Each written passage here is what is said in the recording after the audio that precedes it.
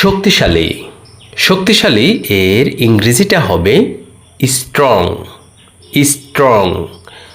দুর্বল দুর্বল এর ইংরেজিটা হবে উইক উইক। সত্য এর ইংরেজিটা হবে ট্রু ট্রু। মিথ্যা মিথ্যা এর ইংরেজিটা হবে ফলস ফলস। সঠিক সঠিকের ইংরেজিটা হবে রাইট রাইট। ভুল ভুলের ইংরেজিটা হবে রং রং।